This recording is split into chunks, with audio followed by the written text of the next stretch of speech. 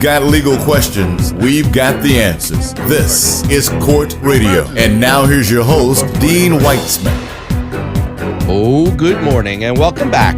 It's Saturday, it's Court Radio, and I am your host, Dean Weitzman. We're here, right here, live on 100.3 WRB. And Classics 107.9. Yes, sirree. Welcome back, folks. We are live. We are on YouTube. Thank you for following, subscribing, and liking. Good morning, man. Well, you were on time this morning. I want to applaud you for that. Well, one does not get applause for what one should normally do. Such a good mental health response. That's what happens when you show up on time. Yes. We have a guest in the studio. She started to talk, so I may as well introduce her. It is the one and only and the real Kier Bradford Grey. Welcome to Court Radio. Thank you so much, and thank you for putting that piece in there. Yeah. Kier's been on Court Radio before, and we welcome her back. We're going to be talking about what she's up to these days. Anything going on in the world, fellas, that we should be tackling? No. I don't know. I live under a rock. What's going on, Dean? I saw a video this morning on Instagram before I left the house that was somewhat shocking to me as a Philadelphia native, having lived here my entire life.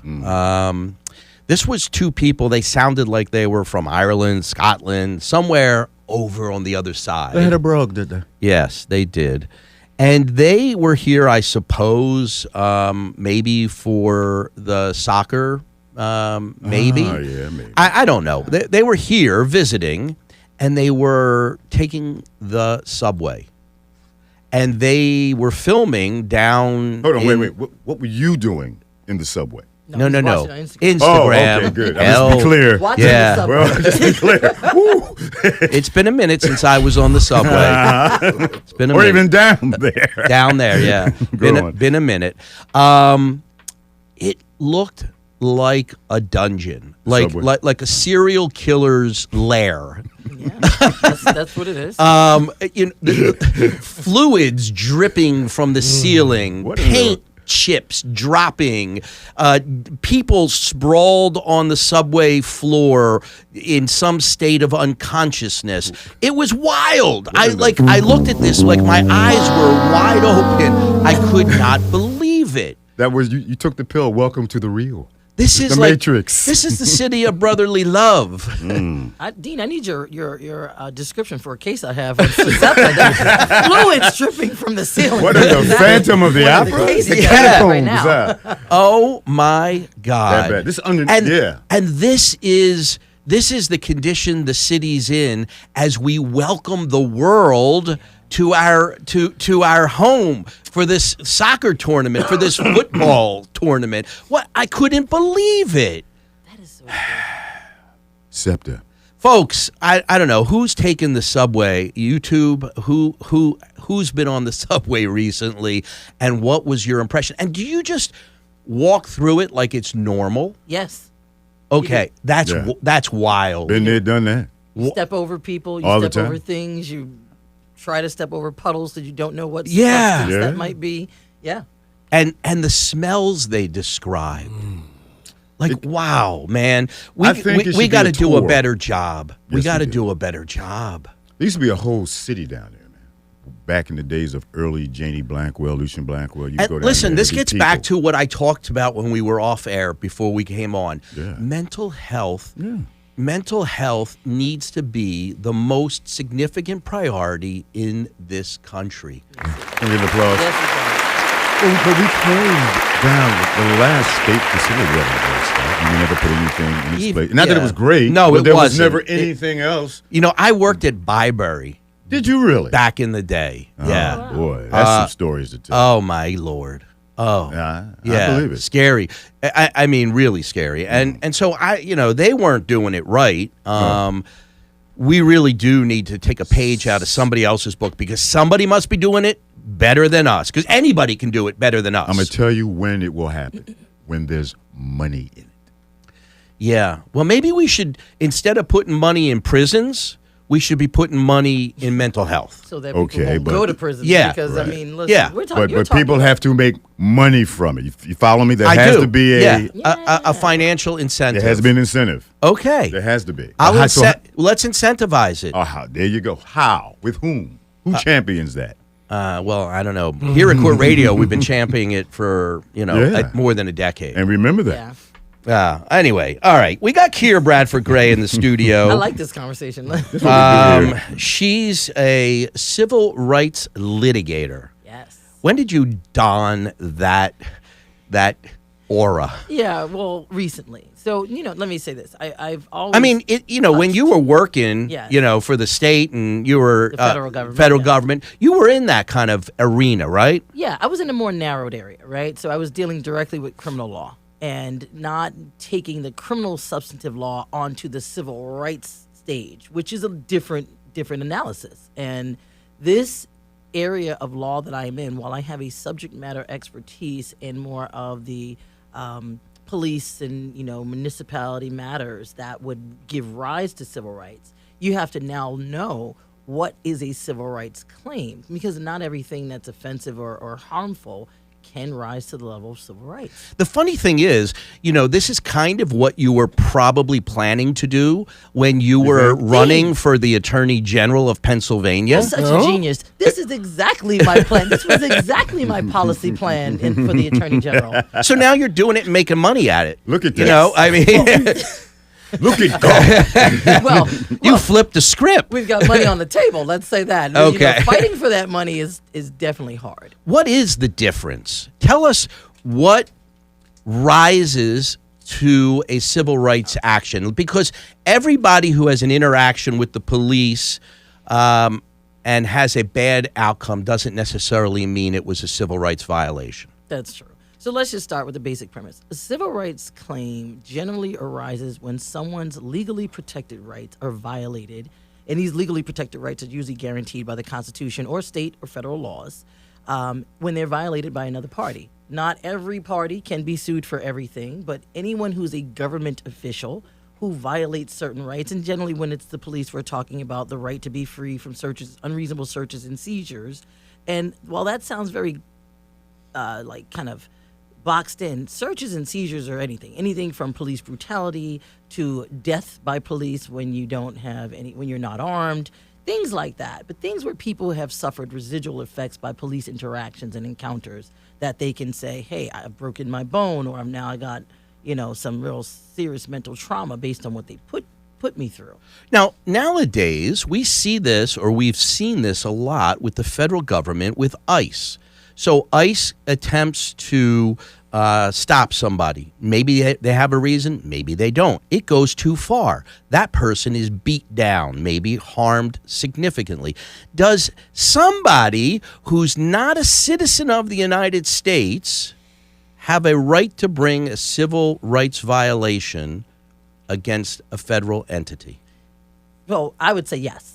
Yes, because one, you're on our soil, and these things happen by government officials that are a part of whatever entity and agency they are. So you can be a visitor, and you're not actually a citizen. If you have a wrongful encounter with the police on our soil in whatever jurisdiction you're in, yes, you have a right to bring a claim against that actor.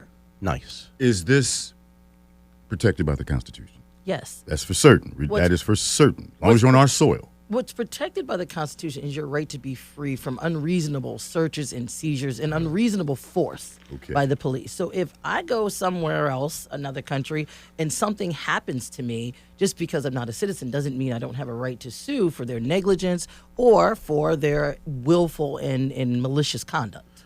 But whether it's a successful case or not doesn't matter if it's municipal, state or federal. So where you bring it is where the civil rights claim may allow. So, for instance, if I have an encounter with the police and it is something that they have done to violate my rights, I can bring a a civil rights claim in federal court under a section called 1983. This is a really, wonky type of thing, but basically 1983 allows people to sue for municipalities and government actors who are acting in their capacity, their official capacity, and they have violated your rights. Does that make sense? Because I know this. Can you bring that action? Are you forced to bring that action in federal court, or can you bring that action in state court? You can bring it in both. Well, you can bring regular tort claims in state court, right? So 1983 links the state to the federal, a federal classic civil rights claim, right? You are violating my Fourth Amendment rights or my 14th Amendment rights. Fourth Amendment means right to be free from unreasonable searches and seizures. 14th Amendment means that I am not being treated equally by your governmental agency. Those rights are allowed in federal court. But in the state court, if a cop does something to me, I can still bring a case for assault, battery, or whatever it is that the state tort claims allow me to bring. I think generally you get more of an opportunity for a punitive damages, a larger punitive damages payout, a larger payout if you go to federal court, because states are capped at a certain amount depending upon the type of claim you bring. What factually rises to the level of a civil rights case? What, like, if you're going to look at something and say, okay, this is a case I'm going to take, what is the process you're using to determine what a valid and viable civil rights action might look like? Right. So I have to know, one, is this a protected right? Right? Whatever happened to you, is it protected right? So let's just take an example. We have cases right now where we are talking about wrongful convictions, where people have been convicted for decades for things they didn't do. And it's not just, oops, I'm sorry, it was a mistake. It was you maliciously participated in the wrongfulness of my conviction, right? So I have a right to be free from unreasonable searches and seizures, right? And I also have a right to be free from unreasonable arrests and prosecutions. Well, yeah, let's give an example. Like, a prosecutor has exculpatory evidence. And by that I mean evidence which may lead one to believe that the person didn't commit the crime. And he or she withholds that evidence and doesn't provide it to the defense. Possible case? So because it's the prosecutor, it's harder. But if the police have evidence that they never turned over to the prosecutor. So say they're out there investigating a crime, and they get evidence from someone saying, hey, I know Dean actually committed that crime, not Manuel. And the police say, you know what, we'll never be able to build a case against Dean. So, we're going to bury that statement over here, but we're still going to pursue the case against Manuel, even though we have a viable suspect in Dean. We're never going to turn that over. We're going to keep that in our little file here as we continue to investigate a case against Manuel and see how many witnesses we can build up against Manuel. So that then is successful. We build up a case against Manuel. These witnesses come in and say, I saw Manuel do it even though I was drunk and high. I know it was Manuel. Nothing's ever mentioned about Dean. Manuel gets convicted. You go away for decades. And then all of a sudden someone takes a look into that file that the homicide detectives were investigating, and they say, wait a minute. Dean Weitzman's name has been mentioned so many different times, and there's never been anything that has amounted or turned over to the prosecutor or defense that says, hey, Dean was a suspect in this. So that me, as a defense lawyer, can go start investigating or go re-interview those people who said Dean did it and figure out, why would you say Dean did it? What did you know about Dean that we don't know? And so those types of things, those when you bury information that could have led to your innocence because Dean is now the prime suspect, that is conduct that is violative of my due process rights, meaning my rights to a fair trial, my right to a fair process, and my right to make sure that I am not being unreasonably prosecuted for something that I did not commit because the failure to investigate or the failure to bring to light that there was another viable suspect. That is a ripe case for a civil rights violation. Not easy to try, but definitely. Well, and and from a factual standpoint, you're going back years, sometimes decades, to uncover that evidence. Witnesses have disappeared, died, whatever. 215-227-2727, the number for all things legal in Philly. If you've got a question, you want to join in on this conversation, please give us a call, 215-227-2727. Even if you've got a legal issue that you need an answer to that is not on topic, we will take your calls and answer those questions today. 215-227-2727. Go ahead, Manny. You were jumping in. All of that she just described, that process is a long time. Oh, yes. Meanwhile, yours truly or whomever is in prison or wherever I am. You're free. Finally, when the truth comes out, now what happens? What type of restitution does this person receive? Do I receive? Right. And going forward, is there a time served? Does it start fresh for him? Or I'm glad you said that because it's a whole big process. You can't just go right to federal court, right? So first of all, you have to get a favorable decision by the state court where you were prosecuted, meaning we have to file what's called a post-conviction relief act petition, meaning I now know and have evidence that Manuel did not receive a fair trial, and therefore I'm asking for that conviction to be overturned. Right.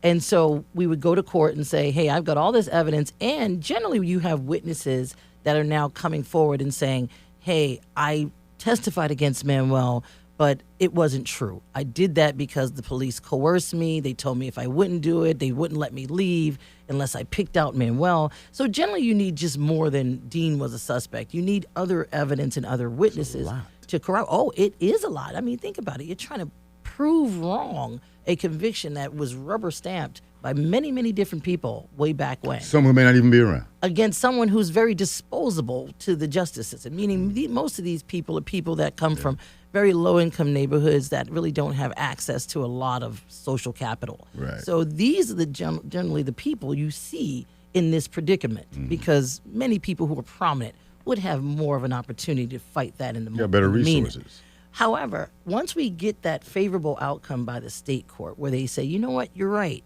Manuel didn't get a fair trial. I am going to overturn this conviction, and maybe the DA looks at it and says, I'm going to withdraw prosecution because I can't prosecute Manuel again given what I know now, or I don't have the witnesses, or whatever it is. You now have a total exoneration of that case. Now we can then take that exoneration to say, here is proof that there was a right that he had. It was violated because we now have a due process violation that allowed us to have an exoneration. But that doesn't stop there. Why was it violated? Who violated it? If a city agency violated it, not a duly elected DA, and sometimes you can sue a DA, but that's very hard and very nuanced. But if a police department who is run by a city agency violated your rights by doing the things, coercing witnesses, hiding information about Dean as a possible suspect, now you have something that you can use to show that this conduct was malicious. And it was related to a common practice or custom of the police department as a whole.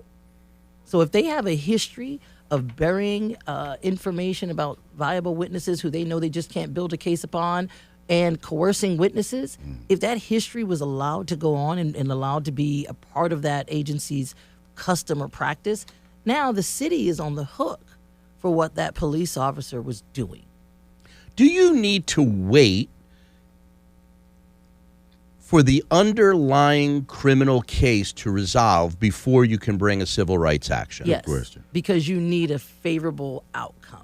So what that means is that you need to get a not guilty. Or you need to get, if you're doing it I'm talking about like in the moment. Like an unreasonable force case. Yes. Do you usually wait for the criminal case to resolve? And what's the statute of limitations for a civil rights action? Right. So you have 2 years from the time you get what's called a favorable outcome to bring a civil rights action. So if I get a not guilty or I get an exoneration, I have 2 years from that time where I've got now a favorable outcome that shows that I did not do the criminal act to now bring a civil rights claim based on why did they accuse me of that criminal act and what went wrong. Let's talk to Thomas on line 1, Eric. Thomas, welcome to Court Radio. How y'all doing? Good. What's going on? So I have a family member that released a few years ago. He has a letter signed by the judge and the DA stating that he's no longer currently on parole. He served his sentence. Ultimately, he has this letter, and like the police, parole people, they still come out, arrest his family members, kicking in doors, traumatizing the kids, the family, coming in the house with guns drawn. When at the end of it, at the end of it all, he has a letter signed by the judge and the DA, and he actually served his time when he wasn't supposed to even serve that long of a stretch inside prison. And the question is, does he have to put up with it, or does he have a civil rights the question case? Is, honestly, the question is, how do we get on top of this before it can stop? Like, this has been going on for the last 8 years. And again, every time the police come out or the parole agents come out, we let them know that, like, listen, y'all doing too much because we got the letter. We've shown y'all this letter. The defendant name's on this letter. The judge signed it. He's not on parole, so why y'all keep doing this? Got it. So it's just like, my family lost. We don't know what to do.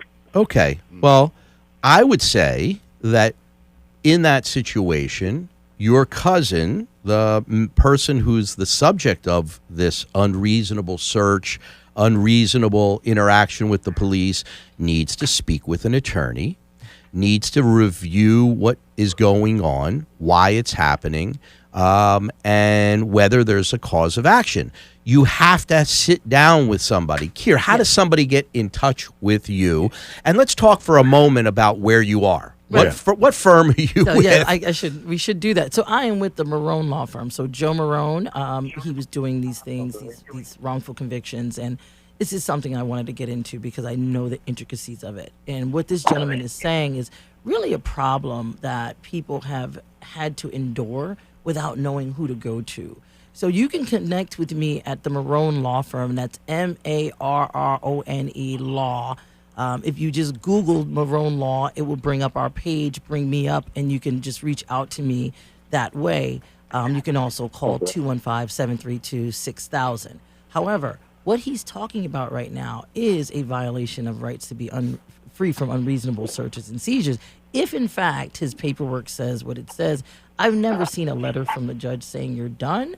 So this is going to be something that you'd have to have an exploration of the facts to see what is in fact going on and how you can address it. But document every time an agent comes into the home. For what? Because you cannot recount some of the things that have happened if you're not documenting those things. And I don't know, Dean, if you tell people that, because in document, it doesn't mean it has to be written in a legal term. Just write down what happened. Can you film it? Oh, absolutely. Thing, right? Film it, talk to, use Photo, do a video, whatever everything. you need to do to document that situation so that we can match it up with what the paperwork would say. Thomas, I hope that helps. Give your cousin the information Kier shared with you, and have a great Saturday. Best to you, Thomas. You as well. Thank you. All right.